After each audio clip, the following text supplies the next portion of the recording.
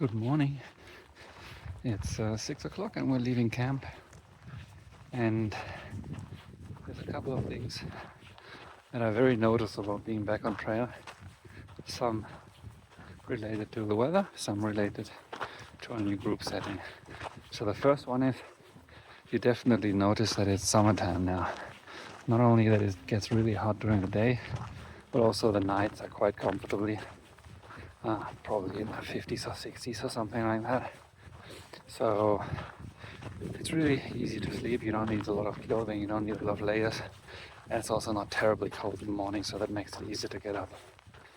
Now, the second thing I noticed is if you're around in a group, and this is really new for me because I haven't been in a group on trail yet, you don't really know the people that well. You haven't known them for years. It's very much like living with a new roommate. It takes you have to coordinate on things like which things happen, when do we leave camp, like a whole bunch of other things. How fast do we hike? How many breaks do we take? So all of these kind of things, and everybody's different in that regard. And hiking in a group, well, the way we practice it currently actually means we hike together and not only camp together, because you do want to be together and make noise. So it takes some getting used to each other and adapting to each other. And these times and these coordinations, they take time. And that's kind of the third thing. In a group, everything takes a little longer. So you don't only have to look out for yourself, but also like for the other people. And yeah, at any given moment, somebody needs like 2 minutes longer than the rest, and everybody waits. So that just adds up over the day. But that's not a problem. It's just an observation. Now the fourth is time passes a lot faster. At any given moment, somebody's talking about something, some topic, and so it's just a more or less constant conversation going on, which is interesting, and it just makes time goes faster. And the last observation is there's just less time because you spend time talking to other people and coordinating and everything. So I noticed yesterday I just had a lot less time for filming, editing, and these kind of things. So yeah, it's a new rhythm, it's a new schedule, and I'm trying to get used to it. But it's an enjoyable disruption in the current pace. We camped about 16 miles out of the Cirque of the Towers alternate. So that's where we're going today. I'm gonna make it to the start of that alternate and then probably push into it a little bit. There is a pass after about 6 or 7 miles on the alternate. And we still have to talk about if we're actually gonna do that. I think it would make sense to maybe camp just before, which would give us about a 21-22 mile day. Now last night we only got into camp at around 8 o'clock, and so with all the errands and all the dinner stuff and setting up camp, etc., it got late quickly, so I didn't really have time to catch any of the voices of my new group mates, but I'm going to try to do that over the next couple of days so you have an idea of who I'm actually hiking with. Having gone halfway on the CDT has given me some time for reflection on this journey and my motivation for doing it, and also my plans for continuing it. So there have been a couple of realizations for myself over the last couple of weeks, and the first one is that I do want to finish this trail. It's hard to put into words, but I feel like getting to Canada will be like some sort of appropriate conclusion to this journey. And even though I haven't actually walked all of the CDT, that's fine by me. Just stopping like somewhere in the middle would feel awkward. Now, I also have realized that I am enjoying it out here, but it is also not something that I need to maximize to a degree that seems excessive. So what that means for me personally is I do want to finish, and I'll try to finish by like early September.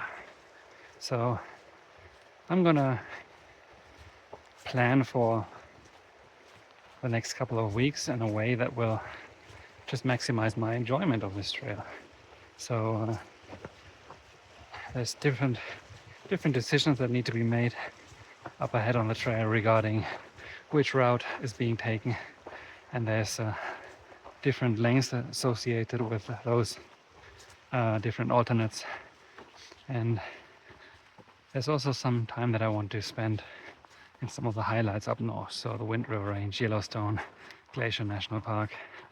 And it's also a good friend of mine from the US has decided to tag along as well in Glacier National Park. So we will be hiking the final stretch of the CDT together. Now, for those who have been following some of my videos, you already know this. I did struggle a little bit initially with just the way trail culture and all the other people on the trail influenced the way I was hiking. And I have never done like a US big trail through hike before. I've done other long hikes in other parts of the world, but never this kind of through hike. So I did initially let myself be impressed or influenced. Influence is a better word, by other people out here on the trail who have done stuff like this before, and there's a lot of people who have done other long trails before, because I thought, well, these people clearly know what they're doing, they've done it before, so it seems like a good idea to follow along. However, I found for myself that it was not really helpful for me. So over the last couple of weeks, I've really took some time, but I now have a pretty good understanding of how I want to hike this trail, and how I am enjoying my time out here. So that has kind of detached me from what most people are doing out here, who are trying to have a continuous footpath up to Canada. But that's fine. And I'm really happy that I went through this process, and I'm now at a point where I feel comfortable in what I'm doing. There's a lot of things that I like about this hike. I mean, I generally like hiking, I think that's obvious. I also like long hiking. I do enjoy the diversity of this trail, that it's changing every day. Changes in landscapes, changes in people. I do enjoy the contact with people along the trail, in the communities, in hitches, in the stores and the restaurants that you come through along the way. I enjoy meeting people out here who hike a similar trail, who kind of share this experience, and just talk to them and exchange with them about what they are experiencing out here. I do enjoy that. I also extremely enjoy just the freedom that the trail provides. There's resupply points that are important, but aside from that, there's not really any designated campsites or like a particular necessity to stay at particular places during the night. So you can just kind of tag along, and whenever you feel like it's time to stop, you find a good spot and then you put down your tent, and that makes it extremely enjoyable. So like I said, there's a lot of things I enjoy about this hike, but I've also found for myself that I will not do another through hike of this sort. I will do more long hikes in the future, and I do enjoy hiking for extended periods of time, but I found that this kind of through hiking is not really appealing to me. And I think it has mostly to do with just the relentlessness that the trail forces upon you. It's just the fact that you have to get up every day, you have to do a certain mileage. There is a certain pressure to get to places simply because winter is coming. And that just creates a sense of urgency on the hike and also for the people around here. That sometimes I think detracts from enjoying the hike itself. I mean, it does of course lead to a situation where you are doing big miles, you're doing big distances, and this sense of achievement of crossing a country, of doing a trail like this is I think what motivates a lot of people. And even, I mean, I'm not immune to that either. I mean, the trail forces you to achieve something that you might not want to achieve otherwise, let's put it this way. So let me give you an example of a different trail. So 4 years ago I hiked a different long distance trail in the Alps, and my approach was completely different. So I knew already ahead of time that I would not be able to finish it simply because I didn't have enough time.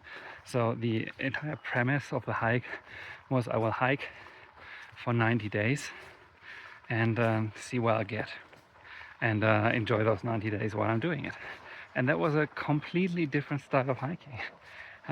It just completely changed the feeling of the trail, and I think that is probably what I will continue to do in the future.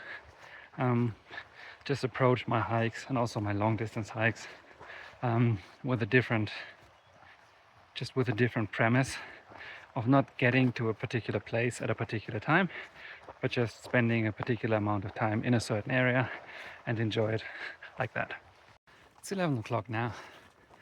We just had a little break at a creek. We'll now continue to try to finish the last 4.5 miles to the Wind River cutoff, where there's a little lake, or actually a big lake, to have lunch there. But it involves a bit of a climb, and it is pretty warm. It's definitely upper 80s today, and Skipper, who is from Wyoming, said that it is very unusual for it to be so warm up here. So we do apparently have a bit of an extraordinary heat. Another thing that occurred to me when we did about half of the trail is whenever I go on these kind of adventures, whenever I try a new sport, whenever I do, I don't know, any kind of endurance competition or try to be really good at some sport, part of it is always just to figure out if I can. And it's kind of the same here. I mean, when I started the trail, I wanted to figure out, can I actually do this? And I know I haven't finished the trail, but to myself, I mean, I still have answered this question, and the answer is yes, I can. I have done a sizable chunk, and if I want to, and I do want to, I could also do more. So since that answer is given now, I had to find some other reasons to keep going as well, and I think I found them. So if you've been hiking out here, I'm sure you think you have seen blowdowns, but let me show you something. That's blowdowns. It's 2:30, and we're just leaving our little late lunch spot. Did about 16.5 miles this morning, and well, now we are officially on the Cirque of the Towers Alt. So we're gonna head up into the first valley of the Wind River range now, and there's a pass in about 7 miles. Plan is that we'll camp just below that pass see how far we get and whether it's a good camp spot. Because if you got 4 people in a group, it's actually not so easy because most of the camp spots aren't that big. So finding a spot where you can actually put 4 tents comfortably is a bit of an art form. My take on today is that I'm so happy to be in the mountains, and I wish that every mosquito would rot in hell. Today was bear free, unfortunately. Would have been nice to see a bear and have it carry my pack for me. This is also a Cervelat day, which is a good day, I think. We'll see if it holds up to Swiss standards. What's your take on today? It's been beautiful. I'm glad we came and did the cirque and that we're getting this gorgeous scenery with the wildflowers and the stream and the towers and the perfect weather. Yeah, it's been good.